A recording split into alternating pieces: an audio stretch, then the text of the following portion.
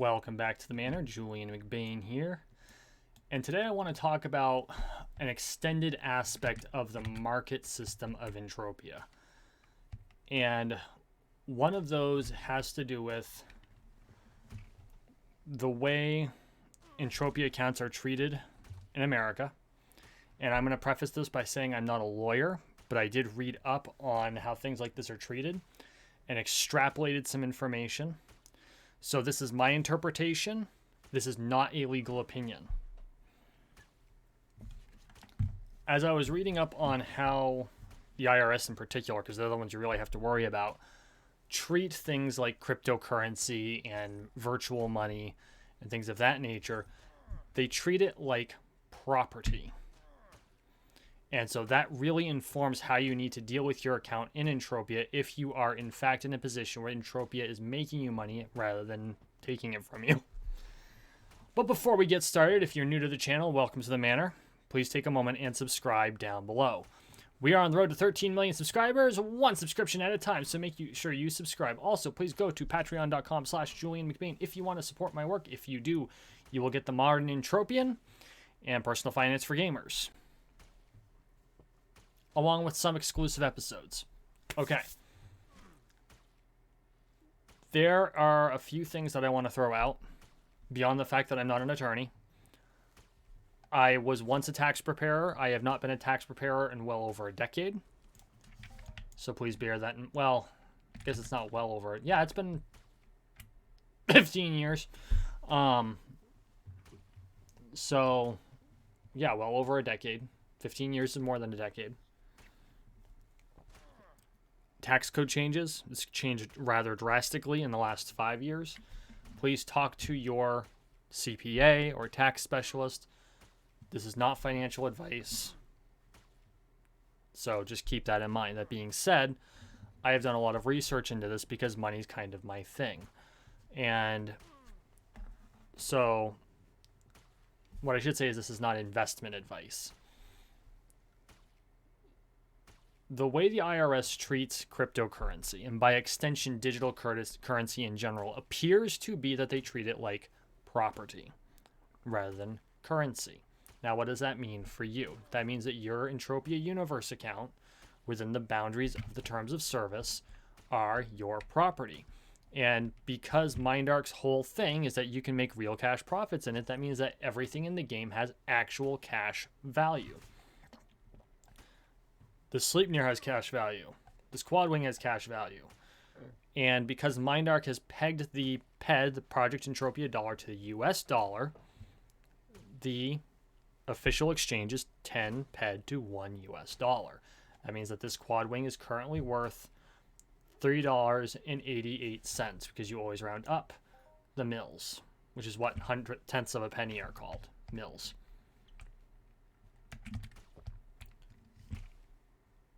This hover pod is worth 4 cents. Of course, it can't be traded or sold, but it's worth 4 cents. Pets aren't worth anything, except what you can sell them for on the market. This sword is worth $4.60. So you get where I'm going with this. My Entropia Universe account has intrinsic value based upon the terms of service and the exchange. It also has a market value. Now, I need to stipulate, it is against terms of service to sell your account. That's very, very specific. It is a direct violation of terms of service to sell your account. Don't do it. What you can do is you can chip out all your skills and sell those at an absurdly high markup, mind you. Bring yourself back down to zero. And all of that is money you bring in. If it gets over the limit, you can withdraw it. So let's say I decide I'm going to liquidate my Entropia Universe. I'm done. You know, I have decided I'm chipping out. That's the scenario. I'm not actually chipping out. No one, let not your hearts be troubled. I am not chipping out. Another thing is if you wanted to nuke your avatar to create a new one, or ice your avatar to create a new one.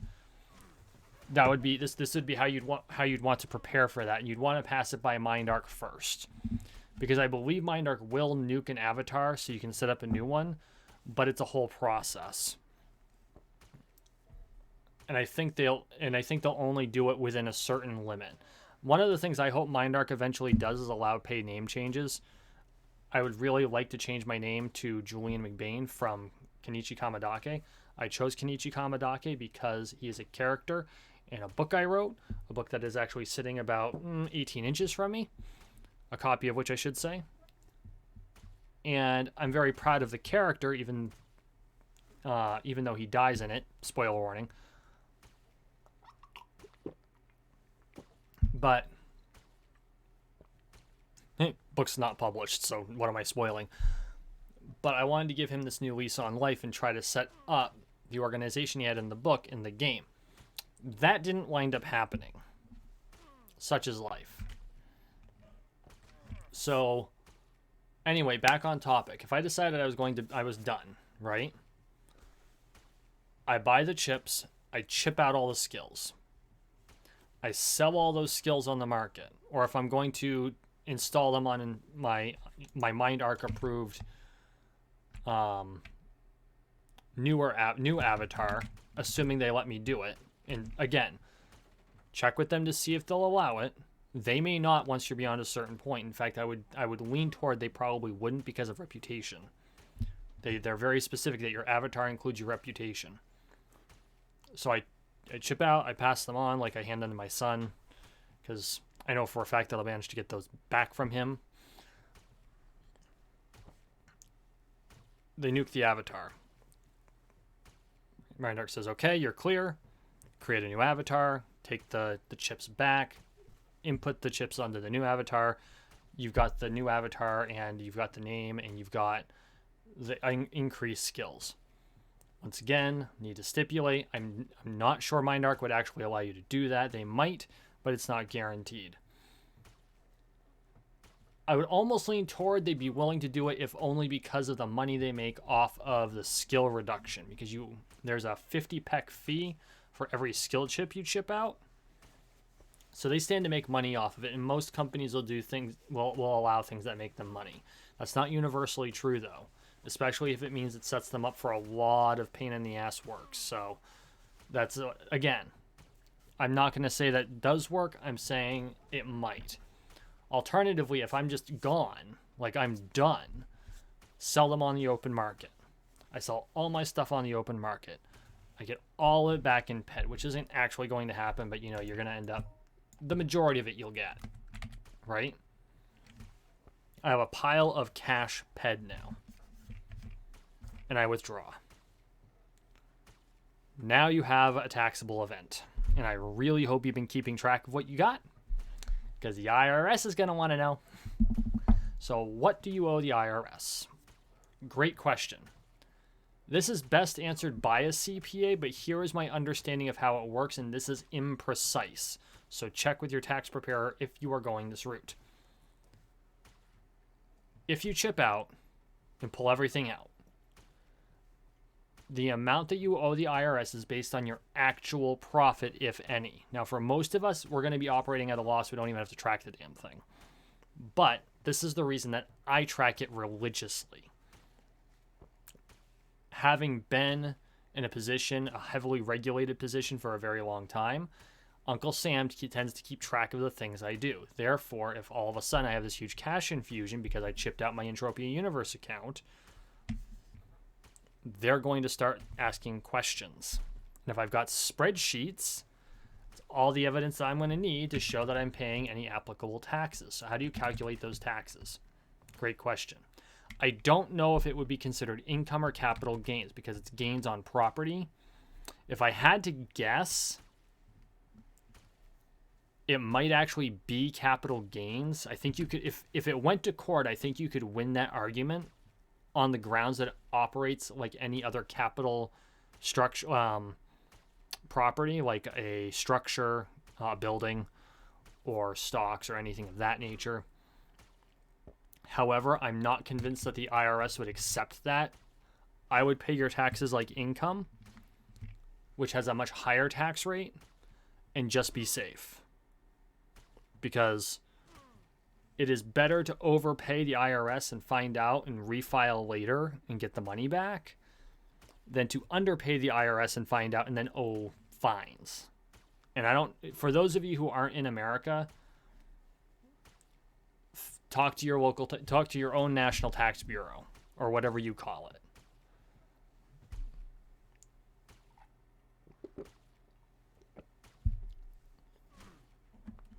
Okay, so what do you actually owe taxes on? You owe taxes on the difference between what you paid in and what you got back. So if I put in over the course of many years, in fact, I actually know exactly how much I have put into this game. I am not going to release that. I could do the calculation though. I've been keeping track pretty much.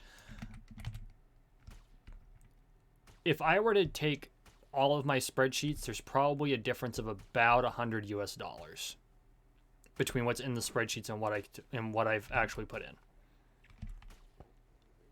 And since that's in the IRS's favor, they're not going to give a shit. So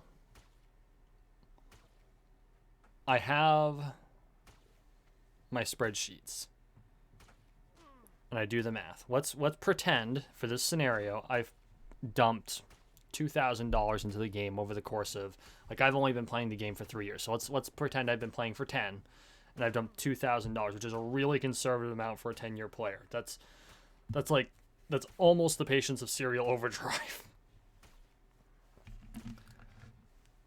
And I managed to pull out $3,000. What I owe money on is on the $1,000 between the $2,000 I put in and the $3,000 I pulled out. Okay? Most likely scenario, if I'm pulling out money like that in profits, it's because I own something big. A ship, a land area, a lot of Calypso land deeds. Maybe Calypso land deeds I was able to sell the residents for. We're talking, these are not usual scenarios, so just be aware that that is the case. So on that $1,000, I now owe taxes.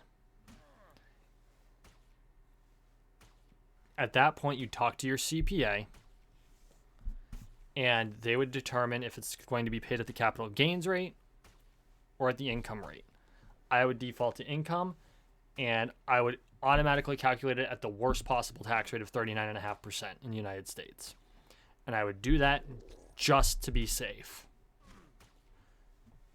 So in the end, I'd end up with $600 in profit. I'd have $2,600 in my account, my bank account, but $600 profit after 10 years, which for playing a video game's pretty damn good, actually, if you think about it. And that's basically how that would work. So if by some miracle I'm in a position to say, own a land area,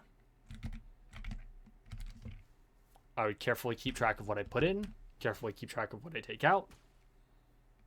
And when I take out, I record it all, and I'd pay the taxes at 39.5%.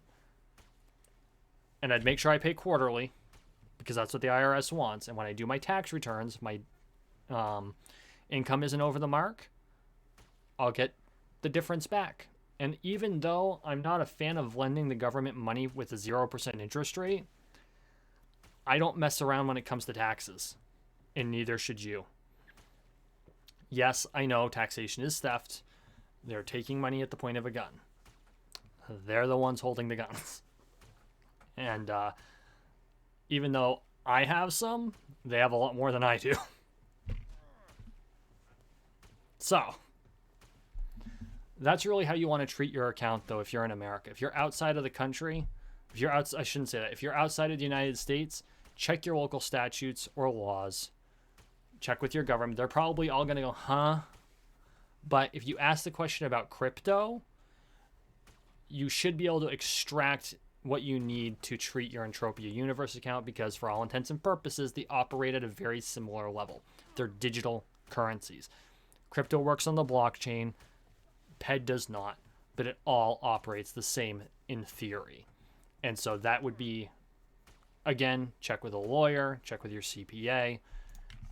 But after doing all of the research I've done, and I have done a lot, that is my best interpretation of how a tax agency would treat your Entropia Universe account. So, for instance, in the 3 years I've been playing Entropia Universe, I have not made a true profit. And I know this because I keep spreadsheets. The losses go down every year, and this year I might even break even by the end of the year, which is really my goal for the year, is to have enough money flowing in, enough PED flowing in from my Crystal Palace shares and from my Arcadia Underground deeds to balance out what I'm buying ammo for with. That way next year it starts to flow the other direction. And it's going to be long and slow. I am not expecting that, because I'm very conservative with how I operate my Entropia Universe account when it comes to putting PED in. And all of my profits either get dumped into more ammo for more gameplay so I can continue doing these videos. As you can see with blue ammo I have down here, I ran out of universal ammo before I could put more money in. So I bought using PED. But guess what else I did? I bought more shares.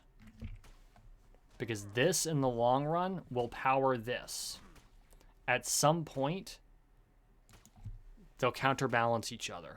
It will flow over the top where the PED coming from my shares will buy all my ammo. I don't have to dump in anymore. As a content creator, that's very important to me, because then the money I get from things like my Patreon can be put to different use. Instead of being put into buying ammo here, I can use it to buy games for my live streams or to update equipment. Eventually my computer's going to die. That's going to be a really sad day. I will probably cry. And I say that with absolutely no shame whatsoever. But that's why I have things like my Patreon, so I can continue making these videos. And that's why I have so much, I have a great debt of gratitude to my patrons. I know there are only 3 of y'all, but you really make the dream work. Because this is a dream. Being a content creator is a labor of love. This is a dream. And the dream is that people come in and enjoy the content that I create. And I just keep creating for the fun of it. And so y'all make it much, much easier for me to be able to pump out this content. Did I get disconnected? I bet I got disconnected. Oh, nope, there it is. Okay, good. Ah, you're unreachable. So, okay. I'm pretty sure I am disconnecting. Having some net troubles lately. It's really freaking annoying, let me tell you. So, I'm going to back off here to make sure I am not anywhere near a mob when I spawn back in a little bit. And we'll call it good there. I know it's a bit of a shorter video. I think I covered what I really wanted to cover, though. I hope you enjoyed it. In the meantime, thank you for watching. Thank you for listening. Please like, share, and subscribe down below. We are on the road to 13 million subscribers, one subscription at a time, so make sure you subscribe. And as always, I really appreciate all the support, and we'll see you in the next one.